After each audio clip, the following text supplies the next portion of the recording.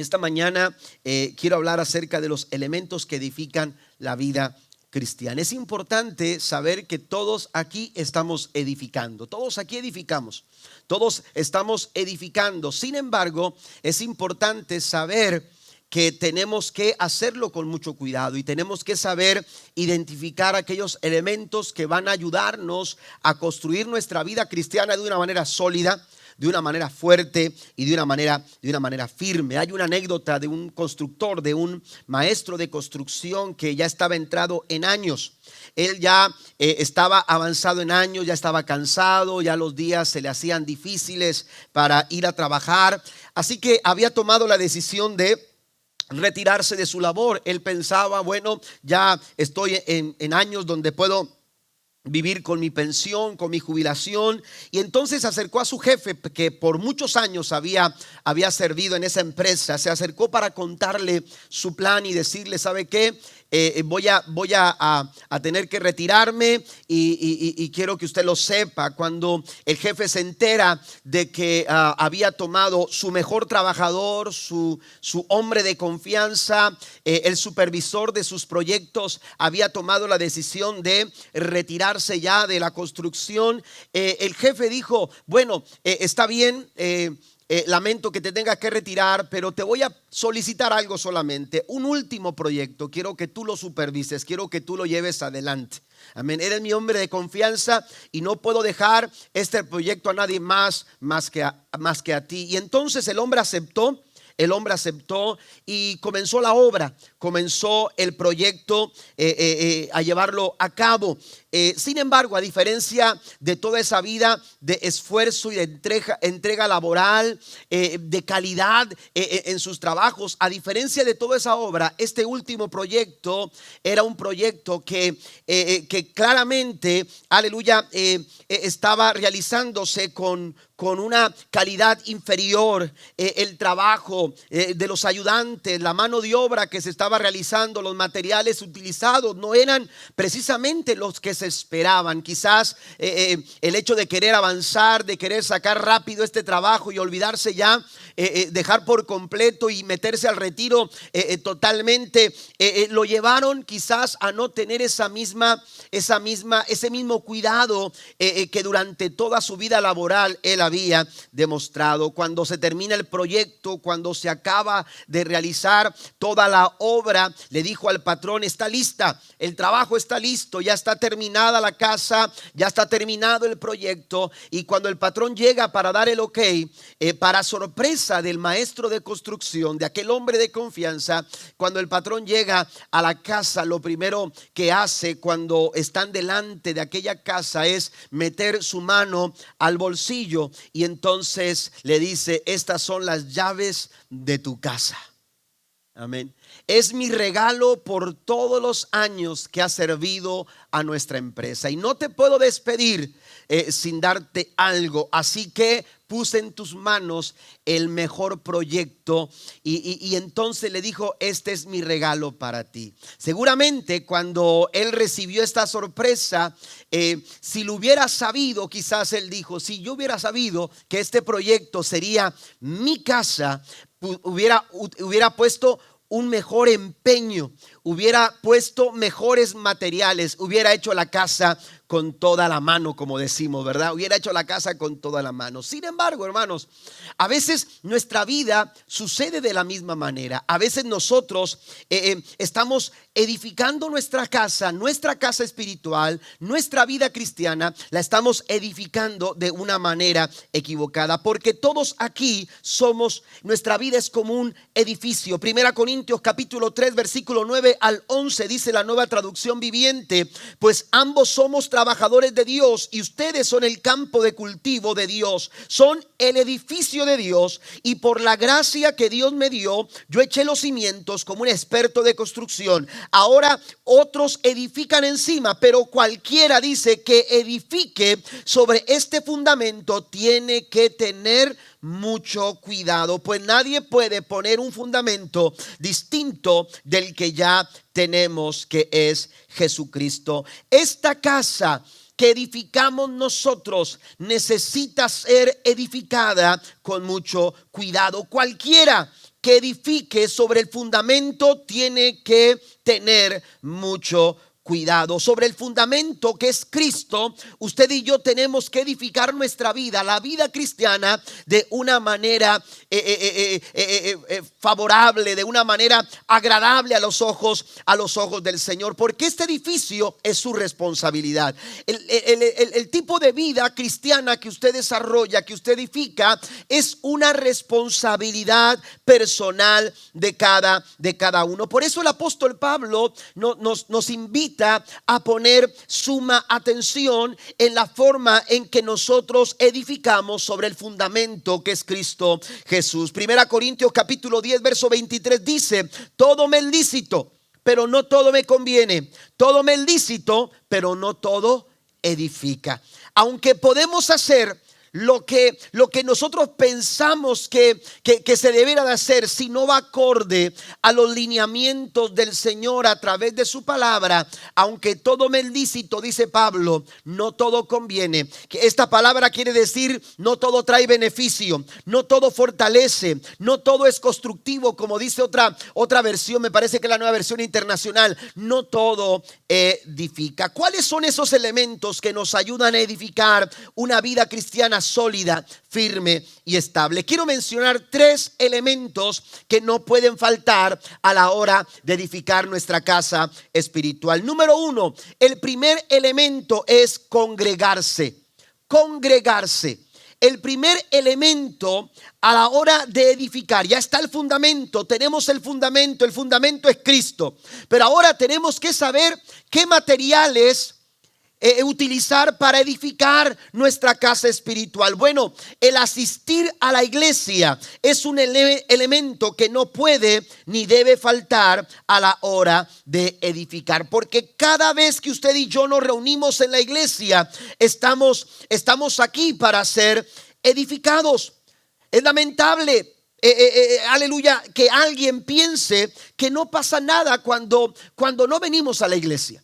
Amén. Hay personas que dicen: bueno, hoy no voy a la iglesia, y lo dicen así, tan a la ligera, porque asumen en su pensamiento o tienen la idea de que no sucede absolutamente nada si no vienen a la iglesia. Bueno, así como una casa pierde solidez cuando ésta se edifica como no se debe, también nuestra vida espiritual puede perder fuerza, puede perder solidez y puede perder estabilidad si ésta no se está edificando, aleluya, de una manera adecuada. Lo cierto es que el crecimiento espiritual en la vida de un cristiano está directamente relacionado con su asistencia constante a la iglesia para adorar a Dios y también para escuchar la palabra del Señor. Congregarse es un elemento importante, hermanos, para edificar bien, de una manera buena, nuestra vida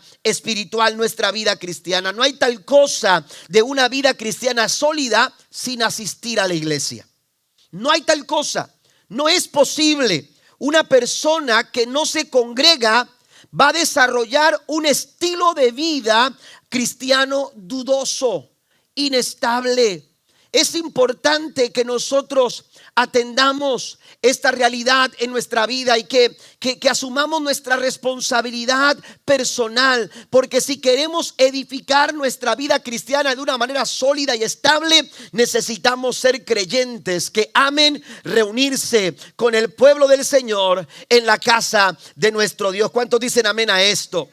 En la Biblia hay por lo menos 28 versículos que se refieren directamente a la congregación del pueblo del Señor. Usted puede ir al Antiguo Testamento o puede ir al Nuevo Testamento. Por mencionar algunas citas: el Salmo 84, el Salmo 122, el Salmo 133 en el Antiguo Testamento son unas de muchas citas, hermanos, que hacen referencia directa a la importancia de congregarse, de reunirse, de asistir a la casa del Señor. Pero también en el Nuevo Testamento Dios hizo este mismo llamado a la iglesia en 1 Corintios 1:10, Mateo 18:20, 1 de Pedro 3:8, Romanos 12:16, Efesios 4:3. Aleluya, nos hacen saber la importancia, aleluya, de congregarnos, porque esto nos edifica. Si no fuese importante, si no fuese algo, aleluya, que realmente traiga provecho a nuestra vida, si no fuese necesario, Dios no lo hubiera ordenado. Pero usted va a la Biblia y va a encontrar cómo Dios, no de forma opcional, Dios no dijo, bueno, si acaso tienes chance, el próximo fin de semana te esperamos en la iglesia, te esperamos en la casa, te esperamos en el tabernáculo, te esperamos en el lugar de reunión. No, el Señor en forma de ordenanza le dijo al pueblo en Deuteronomio capítulo número 32 versículo 11: harás congregar al pueblo, varones y mujeres y niños y tus extranjeros. Escuche esto, porque de pronto escucho a algunos hermanos: pastor, no pude ir al culto porque me llegó visita. Amén. Tráigaselos. Amén. Eso es lo que dice la Biblia.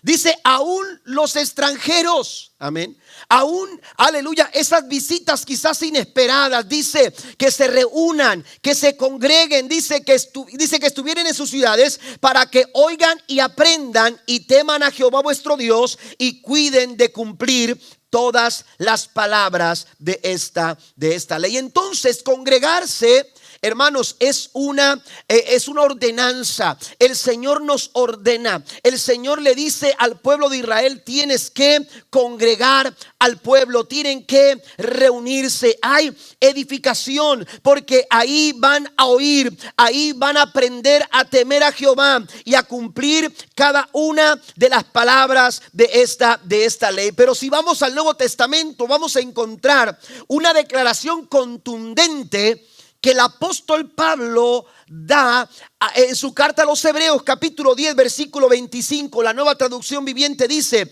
y no dejemos de congregarnos como lo hacen algunos. Otras versiones dicen: como algunos tienen por costumbre. La Reina Valera del 60, la Nueva Versión Internacional, así lo mencionan, como algunos tienen por costumbre. Y esto es importante porque de pronto por alguna situación, aleluya, que está fuera de nuestro alcance, no podemos llegar a la iglesia, estamos estamos fuera de la ciudad, o estamos enfermos, o alguna situación inesperada no nos permite llegar a la hora del culto. Bueno, el apóstol Pablo no está diciendo ese caso. El Pablo está diciendo el caso de aquellos que se les ha hecho costumbre. Y nadie dice amén. ¿Por qué? Se les ha hecho costumbre.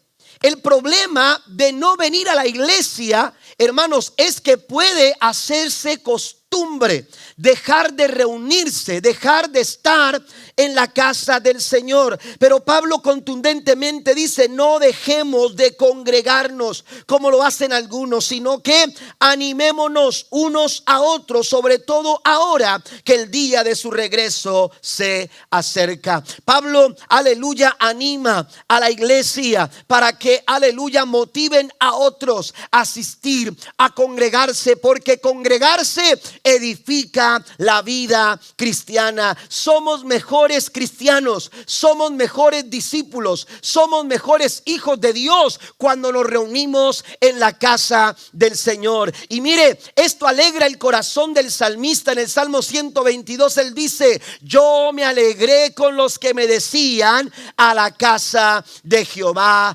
iremos. Den un aplauso fuerte al Señor en esta mañana.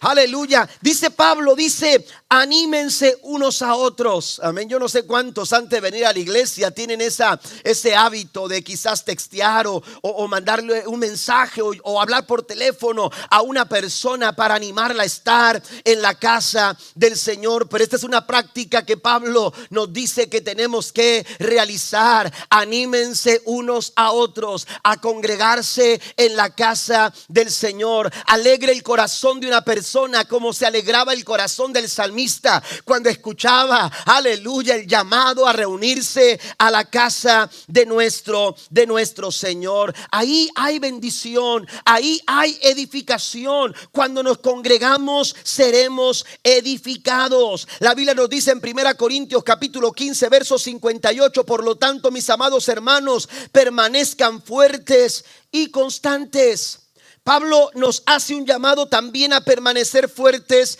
y constantes. Solo se puede lograr cuando se tiene el buen hábito de congregarse en la casa del Señor. Es cuando nos reunimos en el calor de la comunión, cuando interactuamos unos con otros, cuando somos capaces de sentarnos para escuchar la palabra de Dios, cuando somos capaces de integrarnos para adorar, cuando somos capaces de sobrellevarnos en el trato con nuestros hermanos en la fe. Es ahí cuando somos edificados y seremos capaces de permanecer firmes y constantes. La vida cristiana se edifica cuando se congrega a la casa del Señor, cuando se reúne en la casa del Señor. Congregarse edifica mi vida, aleluya, por las siguientes razones: porque facilita la cobertura espiritual.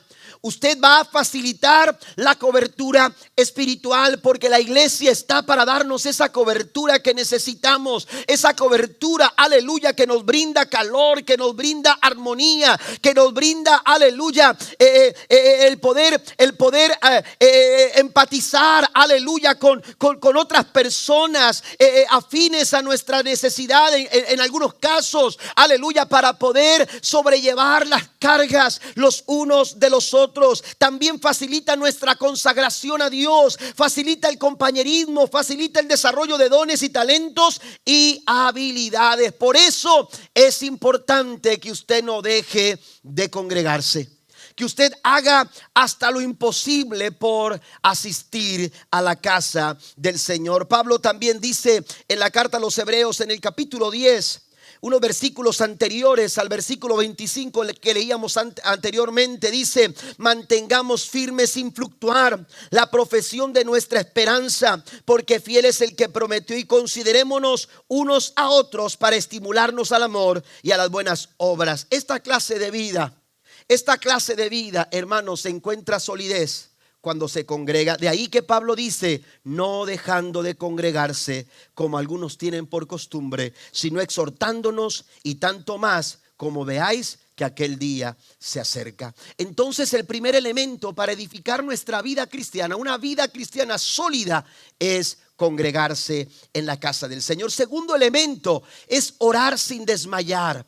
Orar sin desmayar, hacer de la oración, aleluya, una práctica constante, una práctica continua. Mire lo que dice Lucas capítulo 18, versículo número 1. Cierto día Jesús le contó una historia a sus discípulos para mostrarles cuál fue la intención de contar, aleluya, esta historia. Dice: para mostrarles que siempre debían orar y nunca darse por vencidos. Amén. En este contexto, la oración no es algo opcional. La oración para el cristiano es de vitalidad. Debe de ser una necesidad, aleluya, continua. Algo que debe de hacerse siempre, todos los días, y sin desmayar. No se den por vencidos. Cuando se trata de orar, tenemos que hacerlo con este carácter, con un carácter, aleluya,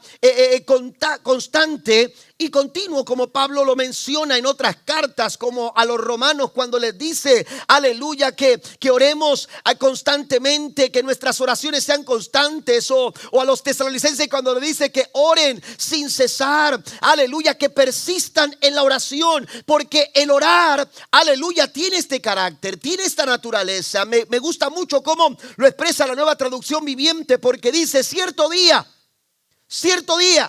amén. Cierto día, es cierto, en la iglesia tenemos horarios para orar. Tenemos un jueves por la tarde a las 7 de la tarde, donde oramos, aleluya, por todas las necesidades que recibimos durante toda la semana. Oramos también, tenemos un horario de martes a viernes de 9 a 10 de la mañana. Pedro y Juan subían en el capítulo 3 de Hechos a la hora novena, la hora, dice, de la oración.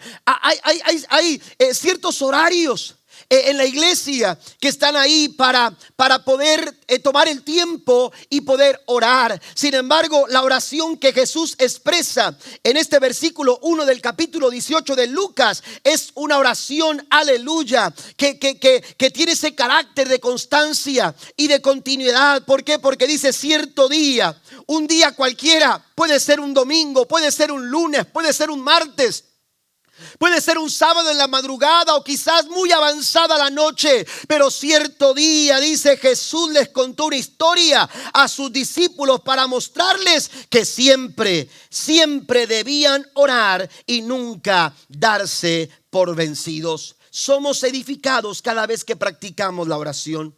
La oración es un elemento que nos ayuda a edificar nuestra vida cristiana. Es vital en el desarrollo de todo discípulo de Cristo. Lucas capítulo 11 versículo 1 dice: una vez Jesús estaba orando en cierto lugar. ¿Se da cuenta?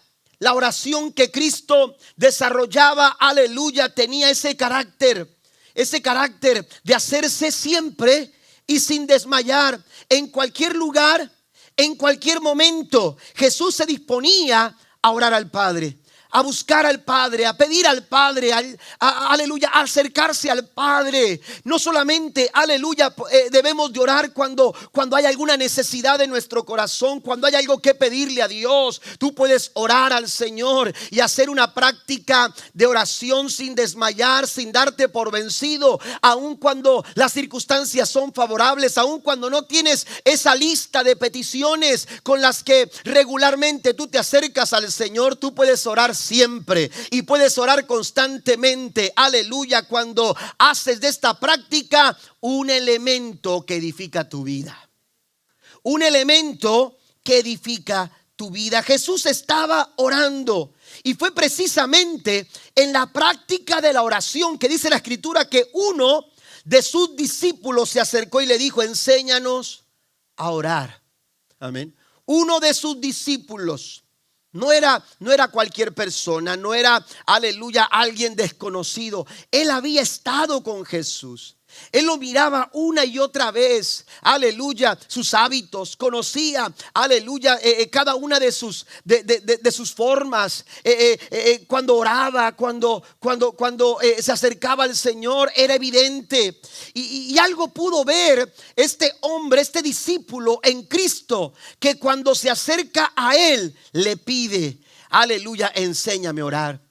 Yo quiero orar. Algo encontró en Jesús. Este hombre le dijo: quiero lo que tú tienes. Yo quiero recibir lo que tú recibes. Yo quiero buscar lo que tú buscas. Y entonces le dijo: enséñame a orar. La oración es imprescindible si queremos edificar una buena vida cristiana estable y sólida. Además de congregarse, aleluya, de congregarse, lo que necesitamos para edificar esta clase de vida es practicar una oración sin desmayar. ¿Por qué? Porque las oraciones edifican murallas y brindan seguridad, protección y fortaleza para nuestras vidas. La Biblia nos dice en Lucas 22 versículo 46: entonces les dijo: ¿por qué duermen?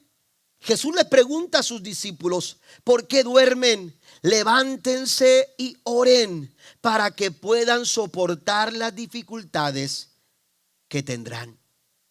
Esto lo leo en la traducción lenguaje actual. Amén. Levántense y oren. Lo que tenemos que hacer es orar. ¿Para qué? Para poder soportar. Es a través de la oración que podemos enfrentar dificultades y adversidades, situaciones inesperadas. Las dificultades, aleluya, vendrán sin invitación. Las dificultades usted las tendrá que enfrentar, quiéralo o no. Usted y yo estamos expuestos a situaciones inesperadas, a momentos que se nos complican, a circunstancias que se nos salen de control. Pero cuando usted y yo practicamos una clase de oración que no desmaya, una clase de oración que persiste, una clase de oración que no se da por vencido, aleluya, seremos fortalecidos para soportar y para salir victoriosos en medio de cualquier prueba y de cualquier dificultad. Si usted lo cree, den un aplauso fuerte al Señor en esta mañana. La verdadera pregunta es si vivimos conforme a esta verdad. Si estamos orando, porque a veces hablamos mucho de la importancia de la oración, amén, pero a veces tratamos la oración como si fuera un pasatiempo de la iglesia, Un pasatiempo de la iglesia. Los pasatiempos, hermanos, aleluya, son actividades esporádicas. Son actividades que se desarrollan a manera de recreación. Amén. Pero la oración no es un pasatiempo. La oración es una disciplina espiritual. La oración es una disciplina que todo cristiano y que todo discípulo de Cristo debe de practicar. Cuando Pablo habla de la oración en Filipenses capítulo 4, él dice, aleluya, que no nos afanemos por nada. Dice, en cambio, oren por todo. Amén. Oren por todo. Pero ¿sabe qué? Cuando no estamos edificando como debemos, amén, cuando no estamos edificando de una manera adecuada, nos preocupamos por todo y no oramos por nada. Amén. Hacemos las cosas de una manera equivocada. Pablo dice que necesitamos orar por todo. Porque la oración, hermanos, no es para entretenernos. La oración tiene el poder de edificarnos. ¿Y por qué nos edifica? Menciono 5 cosas rápidamente. Primero, porque da apertura a la voluntad divina. Por eso trae edificación a nuestra vida y nunca vamos a estar mejor que dentro de la voluntad del Señor. Amén. Es una puerta que se abre para ver cumplir la voluntad de Dios en nuestra vida, ver cumplir sus planes, ver cumplir sus propósitos en nuestro corazón. Por eso debemos orar, porque cuando oramos estamos abriendo la puerta para que la voluntad de Dios se cumpla en nosotros y a través de nosotros. Por eso nos edifica, pero también nos edifica porque nos hace dependientes de Dios.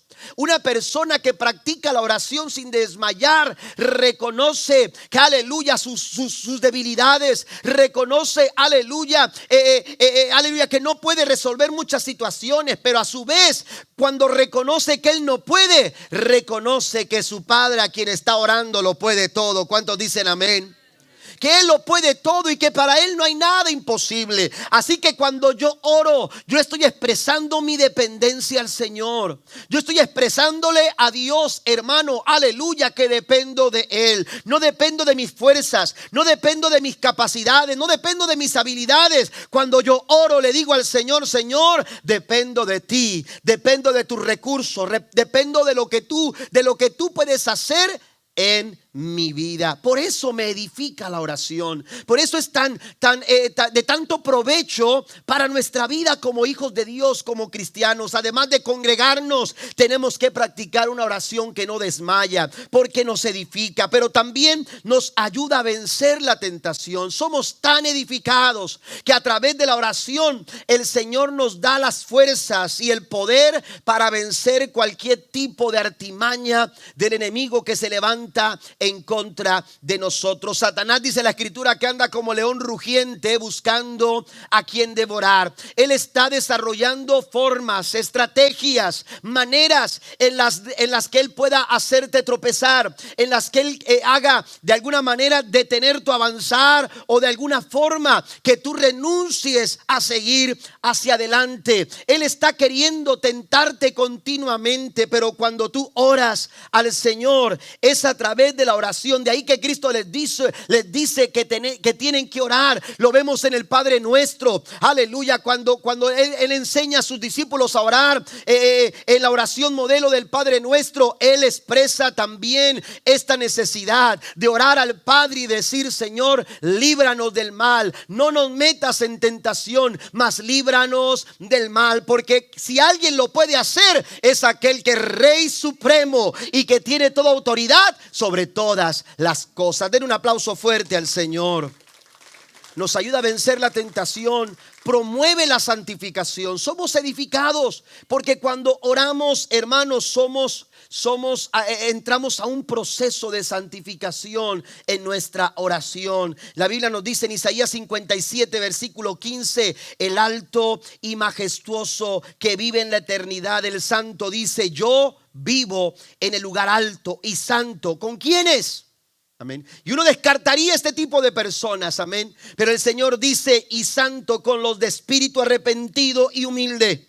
Restauro el espíritu destrozado del humilde y reavivo el valor de los que tienen un corazón arrepentido. Es en la oración que Dios puede transformar nuestras vidas, cambiar nuestros corazones, cambiar nuestra manera de pensar. Cuando yo oro, soy edificado porque el Señor promueve la santificación en mi vida. Y por último, nos prepara para los tiempos de sufrimiento. Nos prepara. La oración también se anticipa. La oración también nos lleva, aleluya, a un tiempo de preparación, a un tiempo de anticipación para fortalecernos, para llenarnos de fuerza necesaria para esos momentos o tiempos de sufrimiento. Aleluya. Por eso es importante que practiquemos la oración, aleluya, como un elemento de edificación para nuestras vidas. Y por último, número 3, el tercer elemento es meditar en la palabra de Dios. Meditar en la palabra del Señor. Permítame decirle que es muy diferente leer la Biblia y meditar en la palabra del Señor. Son cosas completamente diferentes. Una cosa es leerla. El problema es que muchas personas dentro de la iglesia leen la Biblia pero no meditan en ella. Y es que leer la Biblia, hermanos, se puede leer por muchas razones. Amén. Hay gente que le gusta leer, es un buen hábito. De hecho, leer es un buen hábito. Sí, leer es un buen hábito. Si usted tiene oportunidad de leer, hágalo. Y si usted dice es que no tengo, haga el tiempo para leer, porque es un buen hábito. Leer es un buen hábito. Pero podemos llegar a leer la Biblia como un libro cualquiera, por costumbre, por compromiso, por tradición. Amén. Pero lo que hace la diferencia es cuando meditamos en ella. Es cuando tomamos el tiempo para meditar. Y es que la palabra meditar, según el diccionario de la lengua española, dice que meditar significa pensar y considerar un asunto con atención y detenimiento para estudiarlo, comprenderlo bien, formarse una opinión sobre ello para tomar una buena decisión. Y una manera en la que podemos nosotros evidenciar que hemos meditado en la palabra del Señor es la forma en que desarrollamos nuestra vida, la forma en que estamos edificando nuestra vida cristiana. Si usted va al Salmo capítulo número 1, encontrará en el verso número 1 que la escritura nos dice: bienaventurado el varón que no anduvo en consejo de malos, ni estuvo en camino de pecadores, ni en silla de escarnecedores se ha sentado. Escuche esto. Esto es evidencia. Hay una evidencia ahí. No anduvo en consejos de malos, no se ha sentado en silla de pecadores, tampoco en silla de escarnecedores ha andado. Es una evidencia ¿de qué? De lo que dice el versículo 2. Amén. Ha tomado el tiempo, según el versículo número 2 dice, sino que en la ley de Jehová está su delicia, y en su ley medita de día y de noche. Amén. Ahí está la evidencia. Cuando tú meditas en la palabra, cuando tú tomas el tiempo para meditar en lo que Dios está hablando a través de su palabra, lo que Él quiere compartir a tu vida a través de su palabra, esa meditación, el hecho de tomarte el tiempo para pensar, para considerar, para estudiar, para comprender, para formarte una opinión, hará la diferencia en tu vida, hará la diferencia en tus hijos, hará la diferencia en tu casa, habrá la diferencia, aleluya, en tu vida. Cuando nosotros salimos de trabajar en la iglesia de mi suegro, el Templo Benecer, estuvimos trabajando 8 años ahí, aleluya, como pastores asistentes. Cuando determinamos salir, porque estábamos pastoreando una misión pequeña, aleluya, estaba bajo nuestro cargo, pero si queríamos que la obra creciera, mi esposa y yo platicando dijimos: tenemos que enfocarnos totalmente a la iglesia. Y entonces tomamos esa decisión. Cuando tomamos esa decisión, pues ya no teníamos el salario que recibíamos en el Templo de Benecer, y los primeros meses fueron bastante complicados porque le estoy hablando de una iglesia pequeñita, amén, con muy poca entrada económica. Y yo entonces tuve que entrar a trabajar en la construcción. Y no sabía yo nada de construcción, pero había un hermano en el Templo de Benecer que siempre me decía: cuando quieras aprender o cuando quieras trabajar, búscame, yo te voy a dar trabajo. Y yo me acerqué con él y le dije: ¿sabe qué? Necesito trabajar, pero oiga, no voy a ser un trabajador convencional. Le dije así: le dije, yo soy pastor y mi prioridad es la iglesia. Le dije, quizás no vaya a completar una semana. Imagínate, ¿quién me va a dar trabajo así? Le dije, no, quizás no voy a completar la semana. Le dije al hermano, le dije, otra cosa, si alguien me habla para ir a buscar a una persona al hospital o ir a visitar a alguien, quizás voy a tener que decirle, hermano, no voy a poder ir hoy porque tengo algunos pendientes en la iglesia. Me dijo, mira, tú vienes a trabajar cuando tú tengas la oportunidad de trabajar. Y me dio la oportunidad de estar ahí 8 meses. Ni siquiera el año completé, aleluya, porque la iglesia empezó a crecer y la exigencia de la iglesia fue cada vez mayor y Dios empezó a suplir nuestras necesidades. Ya no hubo necesidad de trabajar. Pero yo recuerdo que cuando los que trabajan en construcción, no me dejarán mentir, es un ambiente complicado. Amén, es un ambiente bastante difícil. Y ahí éramos una cuadrilla de parece de 22 personas y había inconversos y otros más que inconversos, ¿verdad? Y que se portaban mal y te señalaban y te decían y trataban de debatir contigo. Pero yo le decía a mi esposa, yo ahí voy a hablarles de Jesús y nos ganamos algunas familias de ellos llegaron a asistir a nuestra iglesia. Pero lo que quiero mencionar es esto. Yo le decía a mi esposa, yo voy a leer un pasaje de la Biblia todos los días por la mañana. Me voy a tomar el tiempo para orar antes de irme a trabajar, antes de asearme, antes de prepararme para alistarme y salir. Voy a orar, voy a leer la Biblia. Y recuerdo que me llevaba un versículo de la palabra del Señor a mi trabajo. Y mientras yo estaba trabajando, le daba vueltas al versículo una y otra vez, una y otra vez, una y otra vez. Y eso, hermanos, me fortalecía tanto para enfrentar a esas personas, para compartir con ellos, amén, para hablarles de Cristo, para ministrarles en sus necesidades. Porque muchos de ellos vinieron a decirme, pastor, necesito que ore por esta situación en mi casa, pastor aquello, pastor lo otro. Pero esa palabra, hermanos, a mí me fortalecía tanto cada vez que la meditaba, cada vez que la consideraba, y me bendijo tanto a mi corazón, hermanos, que muchas de las predicaciones que yo compartía durante ese tiempo en la iglesia salían, hermanos, durante el trabajo, mientras yo meditaba en la palabra del Señor. Yo le dije a mi esposa, el día que yo te diga a ti, predica, porque ya no puedo, porque estoy cansado, porque vengo fastidiado del trabajo, ese día es mi último día de trabajo, porque yo no voy a gastar mis fuerzas si no es predicando. Y ese día nunca llegó. Gracias al Señor nunca llegó. Amén. Nunca tuve que decirle predica porque estoy cansado. Amén. Pero el Señor me fortaleció aún en mis fuerzas físicas, no solamente espirituales, porque la palabra del Señor es viva y es eficaz. Porque su palabra, dice la escritura, hermano, que no solamente de pan vivirá el hombre, sino de toda palabra que sale de la boca de Dios. Cuando tú meditas en la palabra, ¿y sabe qué sucede? Mire, la palabra meditar en el contexto bíblico, la palabra meditar, hermano, su significado, el significado de la palabra, aleluya, meditar es murmurar, amén, es murmurar, es pronunciar, es declarar, amén.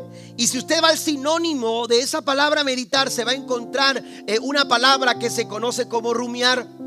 Y rumiar la asociamos precisamente con las vacas, amén. Usted ha visto una vaca rumiar, ¿verdad? Y se le queda viendo fijamente a usted, ¿sí o no? Y mientras ella, con toda la seriedad, hermanos, empieza a mover su hocico, amén, lo empieza a mover, y usted dice, algo está pensando de mí, ¿verdad? Porque está rumiando y lo está viendo fijamente a usted, ¿verdad? Pero ahí están las vacas rumiando. Ellas toman la hierba, hermanos, y lo que hacen es que la empiezan a masticar. Y en su aparato digestivo ellos tienen 4 estómagos. Las vacas tienen 4 estómagos.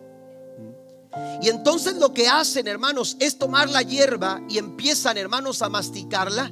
y la llevan a su estómago para después devolverla y volverla a masticar y llevarla a otro estómago para que los jugos gástricos hagan también su trabajo y vayan absorbiendo, hermanos, cada uno de esos nutrientes, de esas hierbas que el primer estómago no absorbió. El segundo estómago hace su trabajo, el tercer estómago, y así va, hermanos. Por eso es que usted las ve a ellas rumiando mientras ellas están moviendo su hocico. Ellas están absorbiendo cada onza de nutriente, aleluya, para fortalecer su cuerpo, para fortalecer, aleluya, su cuerpo, aleluya. Cuando la palabra del Señor nos dice meditar, está hablando precisamente de eso, que tengamos la capacidad de sacar todo el provecho que la palabra del Señor tiene, aleluya, en sí misma. Pero para poder sacar todo eso, para absorber todo lo que Dios tiene que hablarnos a nuestras vidas, no es, aleluya, no es posible hacerlo solamente leyendo. Es necesario que nosotros seamos aquellos que se deleitan, aleluya, en la ley de Jehová, y que de día y de noche están meditando en ella. Usted sacará el mejor provecho para su vida cuando usted medite en la palabra del Señor. Tenemos que meditar la palabra. Decía el salmista: dulce es a mi paladar tu palabra. Qué tan edificante es la palabra, que cuando en el Salmo 1 se refiere a los que meditan en la ley de Jehová, les llama bienaventurados. Y Jesús en Mateo 7:24 les llama gente sabia, porque oyen y las ponen por práctica y edifican su casa sobre una roca firme. Son gente sabia, son gente bienaventurada.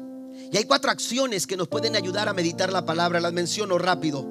Pronunciar la palabra. Recuerde que meditar quiere decir murmurar. Usted va a aprender más cuando usted habla la palabra, cuando usted la habla. Si no, deje que se quede aquí, háblela. Usted va a aprender a meditar, a sacarle mejor provecho cuando usted la escuche de sus propios labios. Medite en todo tiempo. Amén. En todo tiempo. Josué 1:8 dice: recita siempre el libro de la ley, la Nueva Versión Internacional. Medita en él día y de noche. Ponla en práctica. Esto te va a ayudar a meditar de una manera más cercana a la palabra. Ponla en práctica. Cumple con cuidado todo lo que en él está escrito. Pero hay una tercera acción que es más una actitud. En el Salmo 101 verso 2: en la ley de Jehová está su delicia. Quiere decir, deleítate en hacerlo. Cuando tú la pronuncias, cuando tú la meditas en todo tiempo, cuando tú la practicas y cuando tú te deleitas en hacerlo, entonces dice Josué 1:8: así prosperarás y tendrás éxito. Y Salmo 101 verso 3, Salmo 1 verso 3 dice: será como árbol plantado junto a corrientes de aguas, que da su fruto en su tiempo y su hoja no cae, y todo lo que hace prosperará. Así que si queremos edificar nuestra vida cristiana de manera sólida, estable y firme, necesitamos congregarnos, necesitamos orar sin desmayar, pero también necesitamos meditar en la palabra. La palabra de Cristo, dijo Pablo, mora en abundancia en vosotros, en Colosenses capítulo 3 versículo número 16. Póngase de pie conmigo, por favor, en esta mañana. Hemos sido llamados a edificar. Todos aquí estamos edificando. Todos. La diferencia está en el tipo de elementos que estamos utilizando para edificar. La vida cristiana que tú estás llevando adelante es el resultado de la forma en que tú la has edificado hasta ahora. Es el resultado de la forma en que tú la has edificado. Por eso el llamado del Señor es a poner atención. A poner atención en la manera, con el cuidado necesario, en la manera en que edificamos. ¿Por qué? Porque aunque todos estamos edificando, la diferencia lo hace la forma en que lo hacemos.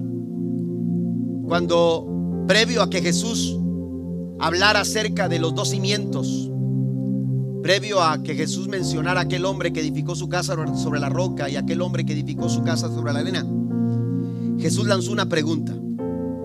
En el versículo 46 de Lucas capítulo 6, Jesús les preguntó: ¿por qué me llaman ustedes Señor, Señor, y no hacen lo que les digo? Esta pregunta tiene sentido, tanto si leemos todo el capítulo 6 anterior a estos versículos 46 en adelante. Tiene sentido. ¿Por qué? Porque Jesús había establecido una forma muy clara, precisa y contundente de cuáles serían los parámetros sobre los cuales quienes querían seguir a Jesús debían conducirse. Amén. Jesús había sido muy claro. Estaba ya para terminar su sermón, y a manera de conclusión Jesús les dice, a través de una pregunta, para provocar un profundo examen de conciencia en ellos: ¿por qué me llaman Señor, pero no hacen lo que yo les digo? Cuando Jesús menciona Señor, está utilizando el término griego kurios, que quiere decir suprema autoridad. Que quiere decir suprema autoridad. Es un título de respeto, es un título de soberanía. Amén. El gobierno absoluto está en Él. Jesús dice: me llaman Señor, me llaman soberano, me llaman con respeto, se dirigen a mí con respeto.